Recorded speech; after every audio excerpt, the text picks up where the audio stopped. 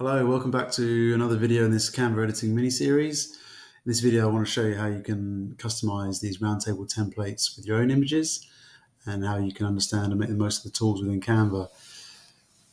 So I've loaded the template that we were editing in the last video, so I'll link that in the description below.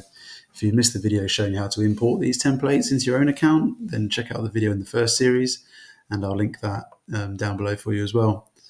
Now you can see there are a lot of blanks here. Anywhere you can see this landscape sort of Windows 98 style image.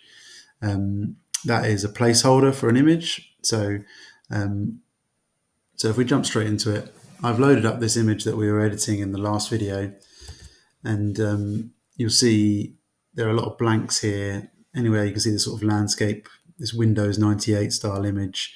These are all placeholders for your own images. We've got details of the next 3 events here, which we edited in the last video. So what we're going to do is we're going to make these images sort of line up with the events here so we can advertise your next 3 events. So if we want to add images to our project, then what I do is I come over to the Uploads tab here on the side. You can see here all the previous images that I've uploaded for previous projects. If you want to add your own images, of course, you just click Uploads here. If you're using the desktop app like I am here, you can just drag and drop images directly from Windows. So if you're organized like I am, you'll have saved images with names and descriptions. However, you can change the names after they've finished uploading, so you can edit these here. So easy enough. And you can also add tags. So if you've got a campaign that you want to keep images attached to, you can add tags to make them easier to search in the future. So you can see the first event here is dodgeball. So if I search for that, you can see I've got an image here pre-uploaded. So what I'm doing is I'm just going to click on this and I'm going to drag it over, and you'll see how it just snaps into the frame here. So I can drag it in between any of these and it will just snap into place like that. Alternatively, if I just press the image, you'll see that it just appears on the project, and then if I drag it again as I move the cursor over the frame, I can move it into position like that. So get rid of that one for now.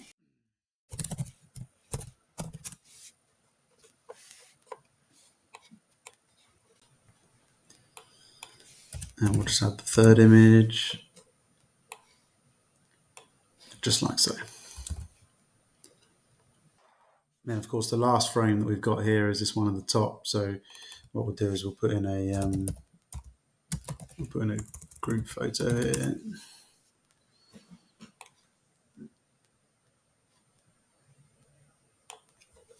So yeah.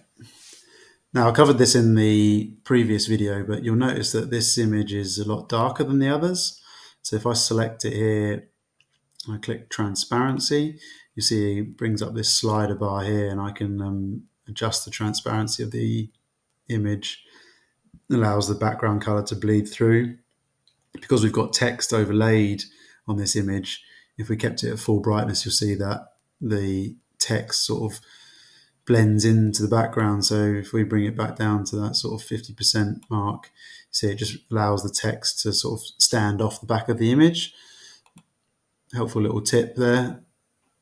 If you want to make sure your text sort of stands out, especially on these more complicated image heavy designs, you see you've also got this little icon here. So you can see again, I've adjusted the transparency of that just so that it bleeds into the background. Once you've got your images in place, the next thing you're going to want to do is maybe adjust some of these in frame, because of course the images that you've uploaded might not fit these perfectly. So if I zoom in a bit now, you can see if I double click this image, you see it opens up and allows me to start adjusting this now. So I can bring this in and just make sure that we're centered on all the action there. The image fills the frame properly. You can see this one here it's a lot wider, so I can just adjust it ever so slightly and just to make sure that you're happy with the full placement of these images. Again, happy with that. See, this one It's a lot bigger. So if we actually drag this down, make sure we get all the happy smiley faces in. There we are.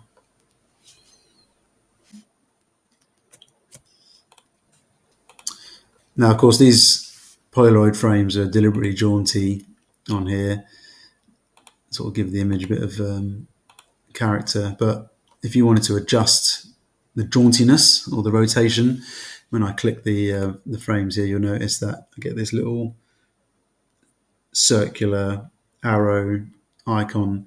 If you click on that, then you can adjust it to your own. You'll notice that you've got the degrees changing there as you do it. Now you can do it like this freehand, or when you've got an image like this highlighted, if you click the position in the toolbar at the top here, opens up this sidebar, and if you scroll to the bottom, you can see you can actually adjust the rotation by putting in with your keyboard. So you can put in more accurate rotations, or if you wanted to get it back to zero, get it straight again, you can adjust it like this. So little shortcut, make it a bit more accurate, a bit more repeatable. But I like it jaunty as it was, so let's take it back to that. While I've got this position settings open, actually, it gives me a chance to talk about some of the alignment settings as well. So you can see here, you can align the images to the actual frame, or you can actually align them with each other as well. So you can see these three images. If I select them like this, now when I use these alignment settings, it aligns them to each other. So if I press center, you'll see that they all sort of straighten up on each other. Whereas if I was to select them on their own and press center, it aligns it in respect to the whole image. So I'll just undo that. But you'll see if I've selected these three like this, and now I press the middle one, it bunches them all together, which of course is not helpful. If I wanted to retain the positioning and the sort of spacing between these images, but actually make them aligned in the middle, what I do is, when you've got the multiple images like this selected, I would press group, which comes up as a sort of option here in the top. Press group, and then now you'll see that they are all one image together. So if I now press middle, you'll see that it moves the whole three images together as a sort of group. So now that means that I can align them all together like this without them behaving a bit strangely. And of course, if I wanted to go back to doing them individually, I just ungroup it like that.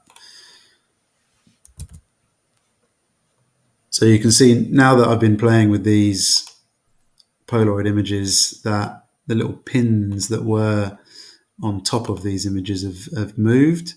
Now, while I've got the position settings open, it allows me to click on this layers section. So you see here, I can adjust the level of where that pin is appearing by just dragging and moving the layers like this.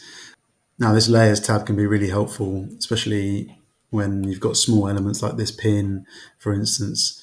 Say you position an image and you lose a small element like this, and you think, oh, how am I going to get this back? Coming to this layers tab in the position settings just means that you can keep track of everything, and you can easily bring it back on top. Save you having, because sometimes when you're trying to select things, it won't let you select things that are behind. So it just gives you that extra little bit of navigation freedom. Now you can right click on images. It brings up this layer section, so you can bring images backwards and forwards. But of course, that only works if you can actually select the image. So when you've got small elements like this and on really complicated designs, and you end up losing them, this layer tab can be really helpful. You can also use keyboard shortcuts for layers as well. You see if I right click here, you'll see the shortcut for backwards is Control and the square bracket. quite a lot of the settings in Canva do have these shortcuts, so it's worth sort of taking note of those when you're navigating around. So again, another sort of whistle stop tour of how to get to grips with these templates. But obviously, we've designed these templates so that they require minimal editing. So hopefully, this just gives you a bit of a flavour for how to make sure that your images are, fit in these frames properly, and how you can make the most of these templates with your own images. So yeah, check back soon. We'll have some more videos in this series. We'll go into some more detail. If you want to ask any specific questions, drop us a comment below, or you can email me on media@roundtable.org.uk. Okay, see you in the next one. Cheers, guys.